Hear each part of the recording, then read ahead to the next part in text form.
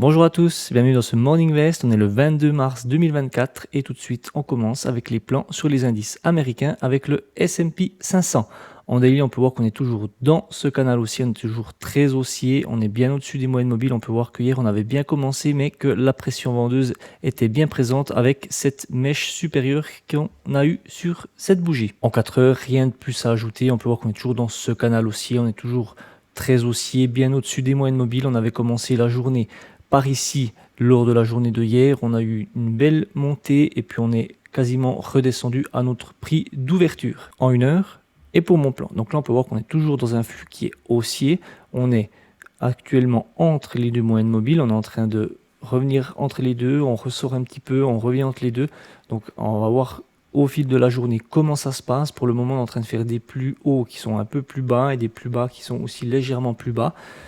Moi, ce que je vais rechercher aujourd'hui et ce que je vais privilégier, ce serait plutôt des achats sur repli. Donc pour mon premier plan, ce serait que le prix revienne dans cette zone de polarité qui converge avec le 61,8 de tout ce dernier mouvement haussier. Et à ce moment-là, je pourrais tenter un achat. Évidemment, c'est une zone qui est assez loin. Donc le S&P devrait quand même perdre plus de 1% pour y arriver. Donc je doute qu'on le fasse aujourd'hui. Par contre, ce qu'on peut voir, c'est qu'on a une divergence qui est validée. On peut voir ce trait rouge qui est ascendant et ce trait rouge qui est descendant. Donc l'objectif théorique d'une divergence, c'est de prendre le dernier mouvement qu'on prend ici et ce serait d'arriver au 50%. Donc pourquoi pas, avant d'arriver dans cette zone de polarité, regarder comment ça réagirait au TP théorique de cette divergence. Et je ne prévois pas de faire de vente pour le moment vu qu'on a un flux qui est quand même très haussier, mais je surveille quand même le haut du canal qui est ici. Mais voilà, ce n'est pas dans mon objectif en tout cas de chercher des ventes pour le moment. Voilà pour le S&P 500. Le Dow Jones, on peut voir que lorsqu'il avait réintégré son canal, il avait bloqué en dessous du niveau psychologique des 40 000 et il a réussi à le franchir par le haut hier. On a fait une belle montée après avoir cassé ce niveau et puis on a fini la journée avec une petite pression vendeuse qu'on voit avec cette mèche là. Mais voilà, il en est toujours dans une belle dynamique haussière, on est bien au-dessus des moyennes mobiles. En 4 heures, on peut voir qu'on est vraiment dans une belle dynamique haussière, on est toujours au-dessus des moyennes mobiles. Les moyennes mobiles sont bien orientées à la hausse et puis on peut voir qu'on fait toujours des plus hauts et des plus bas qui sont plus hauts. En 1 heure et pour mon plan. Donc on peut voir qu'on est toujours dans un flux haussier, on est en train gentiment d'arriver vers la moyenne mobile 20. Donc est-ce qu'on va réintégrer, se retrouver entre les deux moyennes mobiles ou est-ce qu'il y aura un rejet de cette moyenne mobile 20 et qu'on repartira à la hausse? Moi, comme pour l'autre indice, je vais privilégier des achats et de préférence des achats sur repli.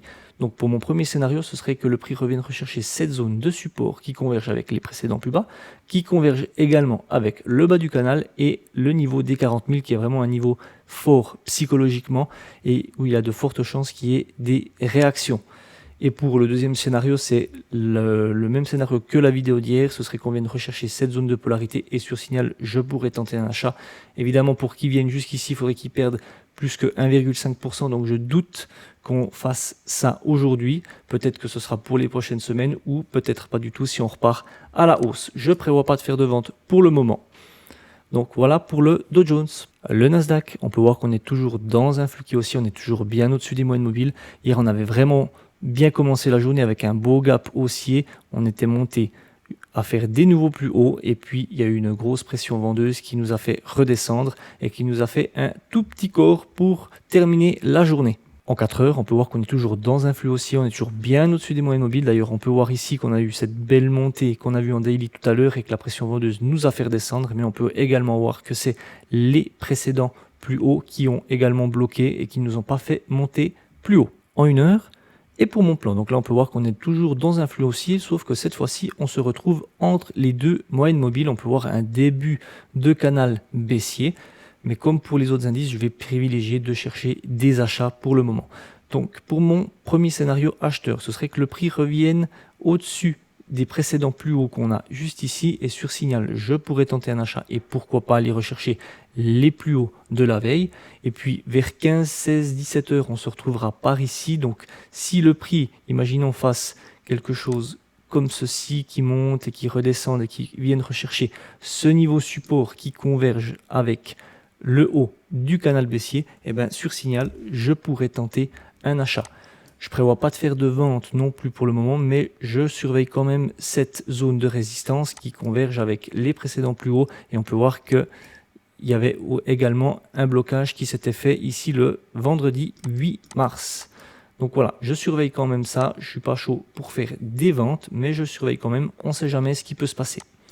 Voilà pour le Nasdaq et pour les plans sur les indices américains. On peut directement passer au calendrier économique. Et concernant le calendrier économique, on peut voir qu'on a tout de même un calendrier qui est quand même bien chargé.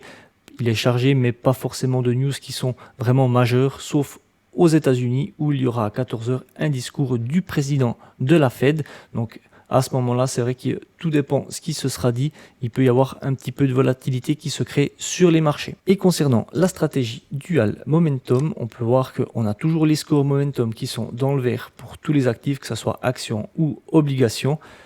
Moi, j'ai décidé de rester cash jusqu'à la fin du mois suite à ces beaux rebonds qu'on a fait. Je ne vais pas pouvoir trouver mon point d'entrée.